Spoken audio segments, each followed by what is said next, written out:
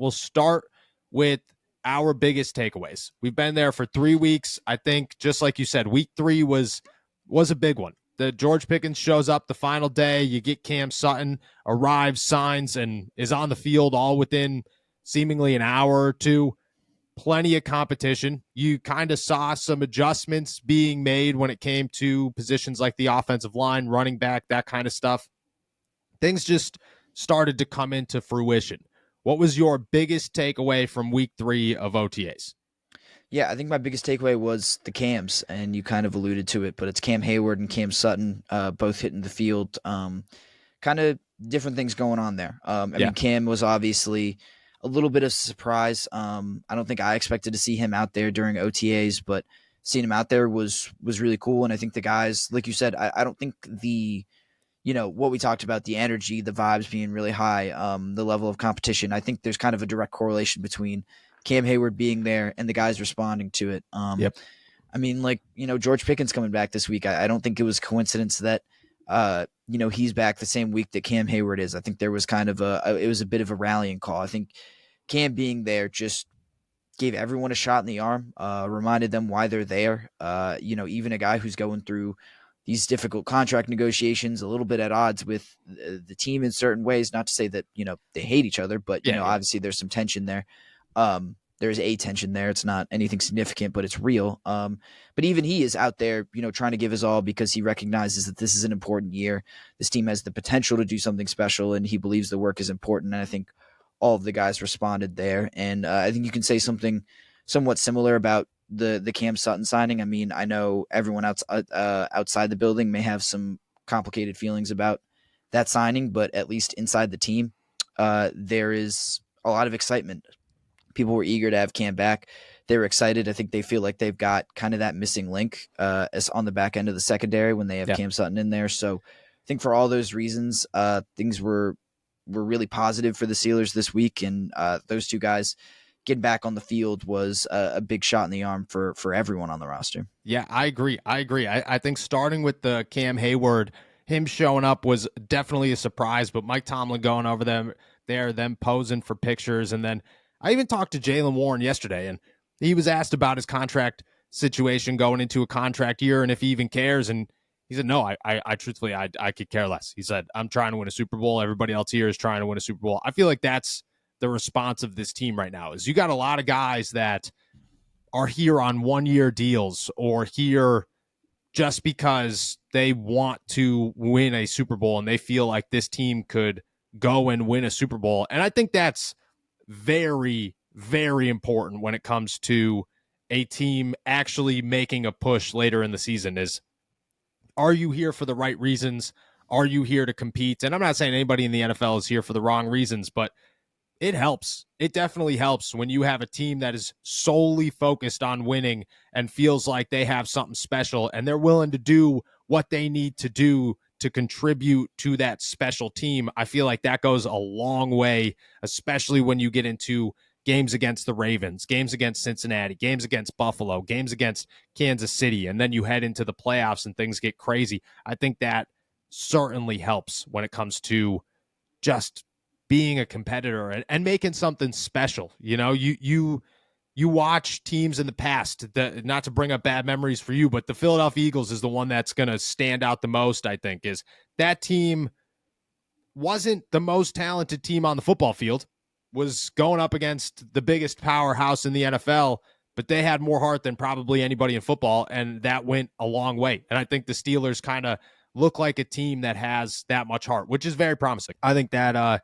definitely plays a major role in how far the Pittsburgh Steelers go.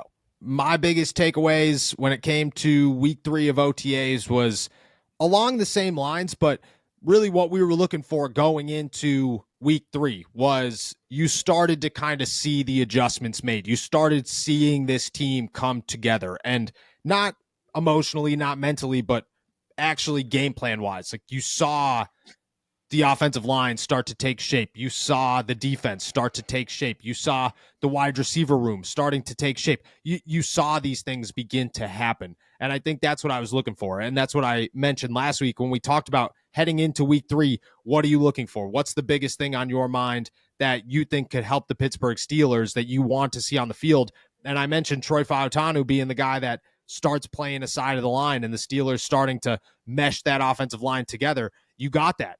You didn't get that with Troy Fautanu. He's still behind Dan Moore and Broderick Jones, but you got that with Zach Frazier. By the end of the week, Zach Frazier was taking team one reps, and I think that's significant. I think that you're starting to see the Pittsburgh Steelers build that offense and put it together. You saw more Quez Watkins and Van Jefferson and Scotty Miller being utilized in different ways instead of just a bunch of wide receivers constantly rotating in. You saw on defense that they had their cornerbacks in the slot, and that is Cam Sutton and Josiah Scott. You saw Jalen Elliott start to make some moves there. You saw Patrick Queen and Landon Roberts really take on, I mean, they are already taking on pretty big roles, but you saw a lot of them, and you saw them utilized in packages that maybe you thought the Steelers would mix and match and try to get other guys in there.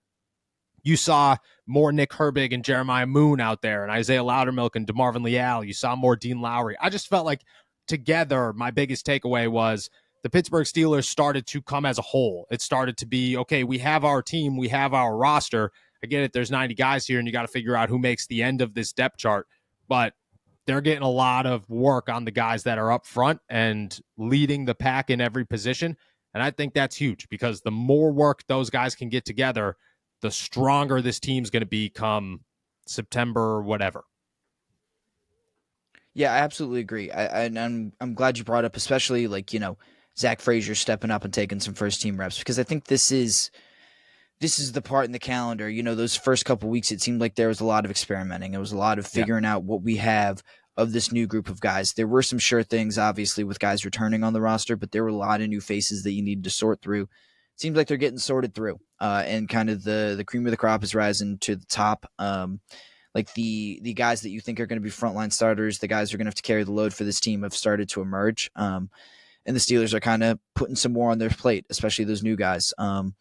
Like I think the wide receiver room, like you pointed out the offensive line, but I think the wide receiver room is another place where that's happening like a lot. Like it's a lot more, Calvin Austin and Van Jefferson and Quez Watkins kind of separating themselves alongside George Pickens, and then maybe there's a little bit of Scotty Miller mixed in there. There's a little bit of Marquez Callaway, but like there's a clear kind of first tier and a second tier emerging, and the guys are starting to kind of separate, and I think acknowledge that, and sign of a team that kind of is starting to figure itself out. I think they're at least kind of knowing what their personnel are and how they need to organize themselves on a day-to-day basis. Yeah, I agree. And I think that's exactly what you're looking for. It's early. You want to figure out who's at the end of this roster. You want to figure out who your sleepers are. You want to go find those diamonds in the rough. I agree with all that. I think the Steelers are looking for a Super Bowl. The Steelers look for a team or seem like a team that understands how talented this roster is as a whole. They have their holes, obviously, but in a general sense, they're a pretty good roster. And they want to just find out how good they could possibly be, and they want these guys to look as good as possible come the end of training camp. So I think that's exactly where you want to be, and that's exactly where the Pittsburgh Steelers seem to be as they leave OTAs and head into minicamp.